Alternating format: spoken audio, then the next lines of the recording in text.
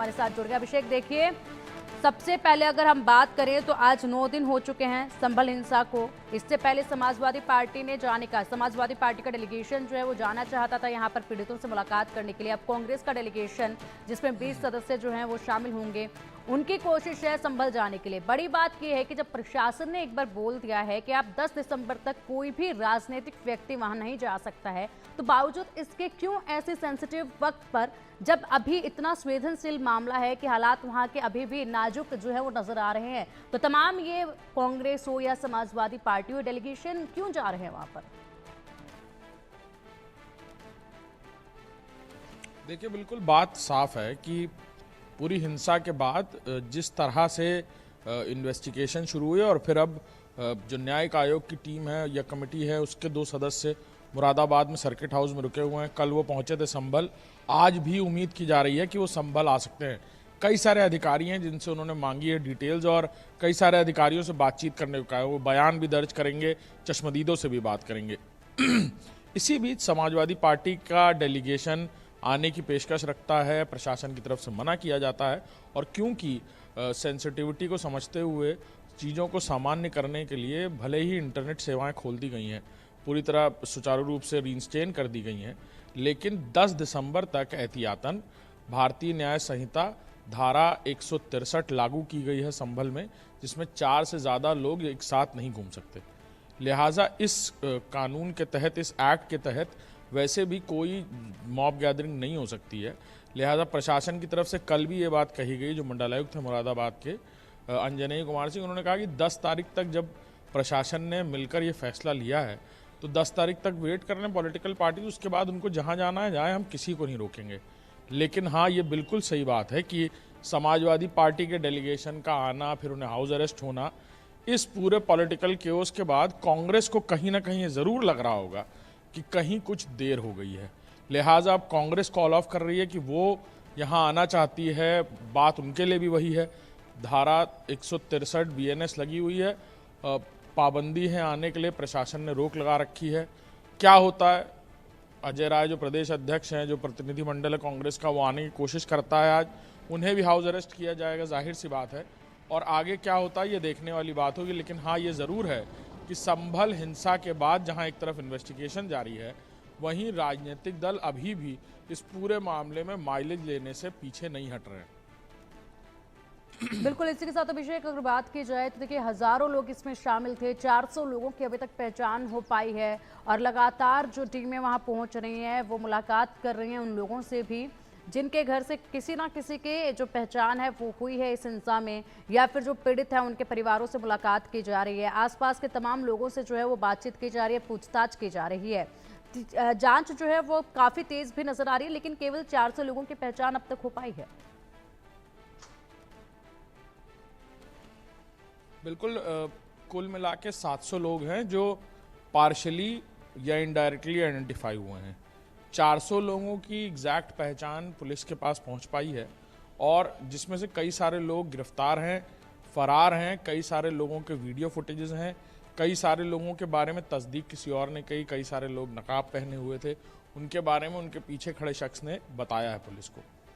और क्योंकि down the line police ने ये मैसेज फ्लोट किया था कि कोई भी आए और हमें बता सकता है कि कौन लोग उस दिन हिंसा में शामिल थे, कौन लोग भड़का रहे थे, बड़ी तादाद में लोगों ने भी संपर्क किया है। लेकिन इसी बीच कल एक और एंगल समझ में आया कि अंजनेय कुमार सिंह जो मंडल कमिश्नर हैं, उन्होंने कहा कि भले ही लोग आ रहे हैं, बहुत बड़ी तादाद में एक दूसरे का नाम बता रहे हैं, लेकिन हम इसको अपनी तरफ से भी चेक एंड नॉर्म्स कर रहे हैं कि कहीं कोई अपनी एनिमिटी तो नहीं निपटा रहा है, यानी अपनी कोई व्यक्तिगत दुश्मनी के चलते तो नहीं एक दूसरे का नाम लिखा रहे हैं।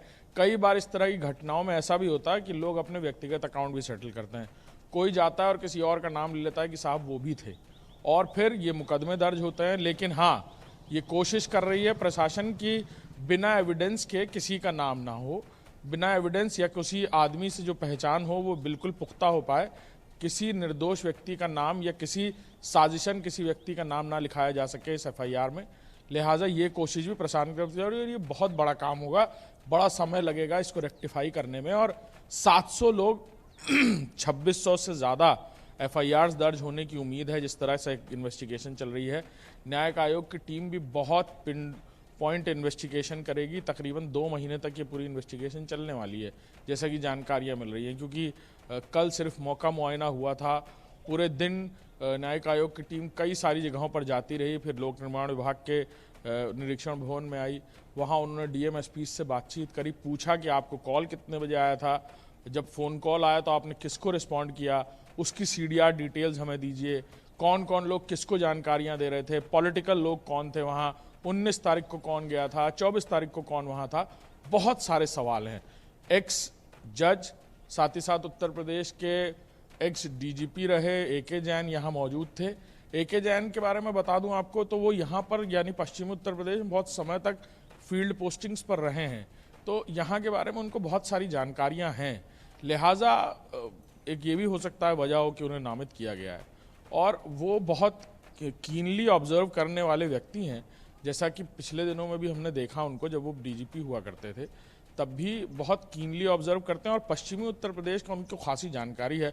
यहाँ बड़े लंबे समय तक वो field posting SSP, DIG, IG रहे हैं। लिहाजा बहुत ज़्यादा लोगों से बातचीत होती हुई नज़र आएगी। कल भी कुछ लोग पीछे के दरवाजे से बुलाए गए थे लोक निर्माण विभाग के निरीक्षण भवन में, पुलिस उन्हें चुपचाप लेकर आई। उन्होंने न्यायिक आयोग के सामने कुछ बातें बताईं जो पूरी तरह से पुलिस के लिए एक तरह से कन्वेनर बने थे उस पूरी घटना के बाद, जिन्होंने चश्मदीद बनकर पूरी घटना के बारे में बताया, तस्दीक करी कि कौन लोग थे, कौन लोग नहीं थे। जिन लोगों का नाम सामने आ रहा है, चाहे वो पॉलिटिकल या नॉन पॉलिटिकल लोग हों, यहाँ के बड़े संभ्रांत लोगों का जिसमें नाम सामने आ रहा है, चाहे वो सांसद हो या विधायक के बेटे हों, उनके बारे में भी कई सारे लोगों ने तस्दीक की, जिसके बाद प्रशासन की तरफ से FIR लिखी गई है। और वही लोग बुलाए गए थे कल, जिन्हें चुपचाप पीछे के दरवाजे से लाया गया और फिर हटा दिया गया, क्योंकि पहचान गोपनीय रखनी है, मामला पूरी तरह सेंसिटिव है। और इसी बीच आज कांग्रेस का डेलीगेशन यहाँ पहुँचने की बात कर रहा है। न्यायिक आयोग की टीम अभी भी मुरादाबाद सर्किट हाउस में है। जानकारी मिल रही है कि आज भी वो संभल आ सकते हैं, यहाँ अधिकारियों से बातचीत पूछताछ कर सकते हैं, बयान दर्ज किए जा सकते हैं, और ये कार्रवाई लगातार चलती रहेगी। बिल्कुल बिल्कुल अभिषेक, कार्रवाई लगातार चलती रहेगी, क्योंकि देखिए अभी 2 महीने में जो है रिपोर्ट सौंपनी है आयोग को, और उसमें 4 ऐसे पॉइंट हैं जिसके साफ तौर पर जवाब मांगे गए हैं कि हिंसा अचानक हुई या फिर सुनियोजित थी या किसी आपराधिक साजिश का ये परिणाम है। दूसरा पॉइंट जो है इसका, वो कानून व्यवस्था बनाए रखने के लिए प्रशासन और पुलिस ने क्या क्या इंतजाम जो है वो किए हुए थे पहले से ही। और तीसरा जो पॉइंट है, उन कारणों का पता लगाना जिस कारण की वजह से एक घटना पूरी हुई है, और इसके बाद भविष्य में ऐसी घटनाएं ना हो, इसके लिए भी सुझाव जो है वो आयोग को देना होगा। ये 4 मेन पॉइंट हैं जिसका जवाब मांगा गया है। 2 महीने में पूरी चीजों को खंगालने के बाद, सारे साक्ष्य जुटाने के बाद इन नतीजों पर पहुंचना है। ये जो 4 सवाल हैं ये सभी के मन में हैं, और इन्हीं का जवाब खंगालने की इस वक्त कोशिश की जा रही है। अभिषेक जी हाँ, बिल्कुल, पहलू कई सारे हैं। साइंटिफिक एविडेंस भी इस पूरी घटना में बहुत ज़्यादा क्लिंचिंग है, क्योंकि चाहे वो वीडियो फुटेजेस हों, फोटोग्राफ्स हों जो CCTV कैमरा लगे थे, जिन्हें लोगों ने तोड़ दिया इस डर में कि उनका फुटेज आ जाएगा, लेकिन DVR में वो सारी चीज़ें कैद होंगी कैमरा तोड़ने के बाद भी। उन DVR से निकली हुई वो फुटेजेस की डॉक्टरेट कॉपी भी आयोग की तरफ से मांगी गई है। साथ ही साथ जिन लोगों के चेहरे आइडेंटिफाई हुए हैं, जिन पोस्टर्स को जारी किया जा रहा है प्रशासन की तरफ से, उनसे जुड़े हुए एविडेंसेस, और साथ ही साथ वो फॉरेंसिक एविडेंसेस जो बुलेट्स के बारे में जानकारी मिली कि जो कंट्री मेड बंदूकें हैं, यानी जो कट्टे 315 बोर की जो गोलियां चली, जो पोस्टमार्टम रिपोर्ट में सामने आया, फिर उसकी फॉरेंसिक जांच कराई गई, बैलिस्टिक रिपोर्ट्स आई हैं कि वो किस तरह से देसी बंदूकों से चली हैं, यानी जो देसी कट्टे हैं उनसे चलाई गई है ज़्यादातर गोलियां, और कैसे उनकी पीछे की पिन इस तरह से हैमर्ड हुई है, जो इस बात का साइंटिफिक एविडेंस है कि वो किसी पुलिस की बंदूक से नहीं चली गोली है। तो ये सारी भी जो डिटेल्ड रिपोर्ट्स हैं ये आयोग के सामने रखी जाएंगी, और फिर बहुत सारे परीक्षण होंगे जो हो सकता है दोबारा देश की किसी बड़ी लैब से भी कराए जाएं, ताकि आयोग उस पर अपनी और विस्तृत रिपोर्ट बना पाए। बिल्कुल अभिषेक, और देखिए इससे पहले आपने भी मौके पर जायजा लिया है, ग्राउंड जीरो से आप लगातार रिपोर्ट करते रहे हैं। अब एक दर्शकों को हमारी रिपोर्ट आपकी ही दिखा देते हैं इसी पूरे मामले को लेकर।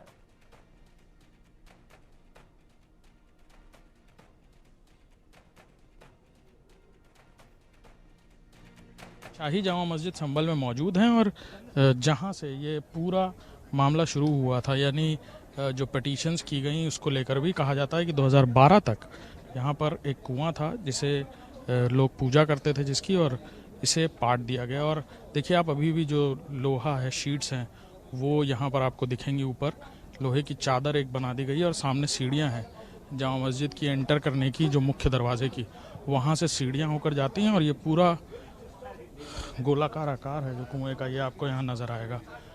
जहाँ पर ये पुलिसकर्मी बैठे हैं उसके ठीक नीचे ये कुआं था जिसे ढक दिया गया, पाट दिया गया है। और ये तस्वीरें आप देख सकते हैं कि कैसे ये जो लोहा है इसकी चादर यहाँ बिछा दी गई है। इसी कुएं को लेकर ये कहा जाता था कि 2012 तक यहाँ पर पूजा अर्चना करने के लिए महिलाएं आती थीं, फिर इन्हें रोक दिया गया। और ये भी एक बहुत बड़ा एविडेंस के तौर पर जो तस्वीरें हैं, यही तस्वीरें हैं जिन्हें दिखाकर कोर्ट में अपील की गई थी। के बाद एक तरफ जहां न्यायिक आयोग जांच कर रही है, राजनीतिक दल एक के बाद एक यहां पहुंच रहे हैं और कोशिश कर रहे हैं यहाँ आने की, लेकिन 10 तारीख तक यानी 10 दिसंबर तक धारा 163 भारतीय न्याय संहिता लागू है। उसी बीच कुछ बातें निकल कर आ रही हैं। यहाँ स्थानीय लोगों से हमारी बातचीत हुई तो पता चला कि मस्जिद के ठीक सटे हुए जो सर्वे का भी पार्ट है, जिसको लेकर ये पूरी पिटीशन हुई थी, जिसको लेकर ये पूरी याचिका भी दायर की गई थी, और जो पूरा मामला नया नया विचाराधीन है, उसको लेकर कई सारी बातें हैं कि वो कुआं था, वहाँ पर पूजा अर्चना पहले होती थी। हमारे साथ वाष्णेय जी हैं, उनसे बात करेंगे। आप यहाँ स्थानीय नागरिक हैं, नगर निगम से भी जुड़े हुए हैं और मेंबर हूँ नगर पालिका परिषद का। ये बताइए, वो कुएं को लेकर कहा जा रहा है कि वहाँ पर पूजा अर्चना होती थी, क्या पूरी कहानी है? थोड़ा सा मैं आपको बताऊं कि भगवान कल्कि की अवतार स्थली में हम इस समय खड़े हैं और 19 कूप 52 सराय 36 पूरे 68 तीर्थों से युक्त हमारी ये सुसज्जित ये भगवान कल्कि की अवतार स्थली है। और इसमें हम उस स्थान की ये चर्चा चल रही है जो हरिहर मंदिर के नाम से प्रचलित है। जब यहाँ आप किसी रिक्शे वाले को भी पूछते कि भाई कहाँ जाना है, तो वो कहता कि मुझे हरि जी मंडल जाना है। तो वो बहुत समय तक, अभी फिलहाल तक उसका नाम हरि जी मंडल के नाम से ही लोग कहते रहे। वहाँ पे एक कुआं है जिसका नाम है धरणी भरा कूप, जो सीढ़ियों के बाईं ओर है। इसी तरह की सीढ़ियां हैं? हाँ, लगभग ऐसी सीढ़ियाँ हैं, वो ज़्यादा ऊंची हैं। वो धरणी भरा कूप है। अंदर एक जो वहाँ पे जो बुजू का स्थान बनाया गया है, वो यज्ञ स्थल रहा पहले टाइम में। उसके बराबर में एक विष्णु यज्ञ कूप है, उसको यश कूप भी कहते हैं। दोनों हमारे जो पुराने नक्शे हैं उसमें अंकित है। और वहाँ 2012 तक कुआं पूजन की परंपरा रही। और पूरी, क्योंकि वहाँ जो लोग रहते हैं, जो हमारे हिंदू बाहुल्य क्षेत्र है वो आसपास का, तो वहाँ जो भी लोग वहाँ रहते हैं वो सारे वहीं पूजन करने जाया करते थे। जब भी कोई कब तक पूजा? 2012 तक पूजा हुई। जब कोई वैवाहिक समारोह हो या किसी बच्चे का जन्म हो या दीपावली पे दीप रखने की परंपरा, ये सारी वहाँ पे उस कुएं पर पूजन हमारा होता रहा।